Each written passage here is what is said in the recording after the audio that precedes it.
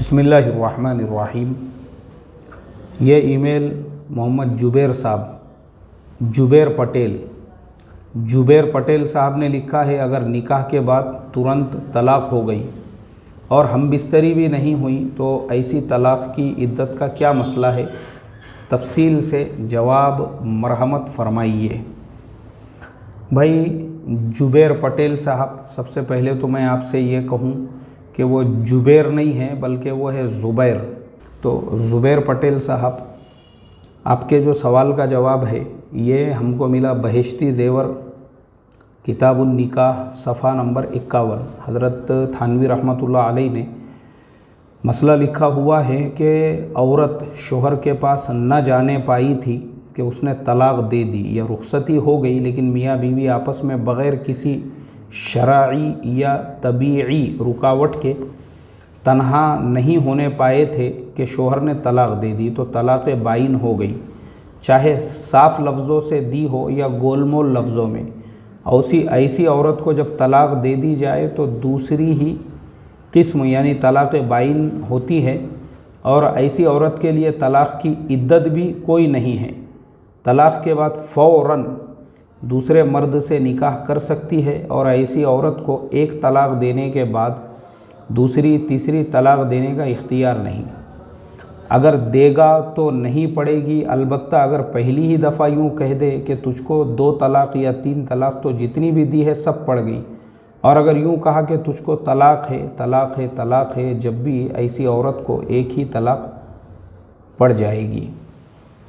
اب دیکھو، یہ جو مسئلہ ہے آپ کا جو مسئلہ تھا وہ یہی ہے کہ ابھی ہم بستری بھی نہیں ہوئی ہے، تو حضرت تھانوی نے لکھ دیا ہے کہ اگر ہم بستری بھی نہیں ہوئی ہیں، دونوں کے بیچ میں بغیر کسی شرعی اور طبیعی رکاوٹ کے بھی دونوں نہیں ملے ہیں، تو ایسی صورت میں اس عورت کو طلاق پڑ چکی ہے، طلاق بائن، اور اگر وہ دوسرا نکاح کرنا چاہتی ہے تو فوراً کر سکتی ہے، کوئی حرج نہیں ہے، اس کو عدت گزارنے کی ضرورت نہیں ہے۔ عدت کیوں ہوتی ہے وہ بھی میں آپ کو بتا دیتا ہوں۔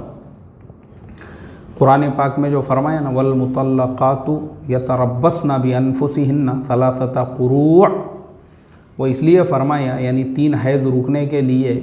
اب مان لو میاں بیوی میں دونوں میں ہم بستری ہو جاتی ہے، تنہائی ہو جاتی ہے، تو اس صورت کے اندر وہ عورت حاملہ ہے یا نہیں ہے، اس کے لیے وہ 3 حیض کی جو عدت ہے وہ اس کے لیے ہے۔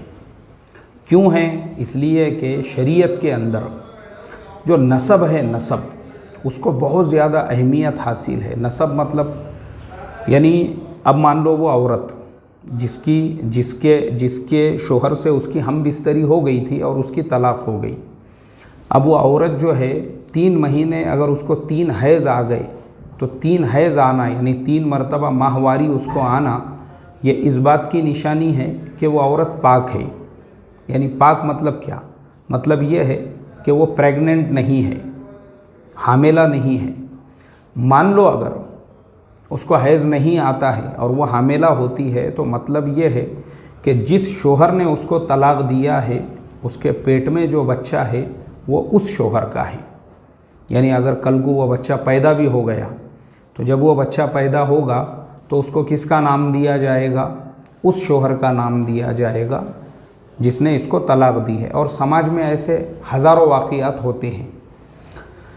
اور اگر مان لو 3 حیض گزرنے کے بعد یعنی 3 ماہواری گزر گئے، عورت حاملہ نہیں ہے، اس کو 3 مہینے کا ماہواری آ گیا، اب وہ جو ہے کسی اور سے نکاح کریں گی، اور وہ اگر اس کے ساتھ میں صحبت کرتا ہے اور وہ پریگننٹ ہوتی ہے یا حاملہ ہوتی ہے، تو اب جو بچہ پیدا ہوگا تو پہلے جس نے طلاق دیا تھا اب یہ اس کا بچہ نہیں ہے، بلکہ جس سے اس کا دوسرا نکاح ہوا ہے اب وہ بچہ اس کا ہے۔ کیوں؟ اس لیے کہ 3 ماہواری گزرنے کے بعد میں اس کا فزیکلی چیک اپ ہو چکا ہے شرعی طور پر۔ بہت بڑی حکمت ہے اس میں، قربان جاؤں قرآن کریم کے ان احکامات پر۔ تو شریعت کے اندر اصل اب یہ پورے مسائل کا خلاصہ یہ ہے کہ اصل جو چیز ہے وہ یہ کہ جو پیدا ہونے والا بچہ ہے اس کا جو نسب ہے وہ محفوظ ہونا چاہیے کہ کس کی اولاد ہے۔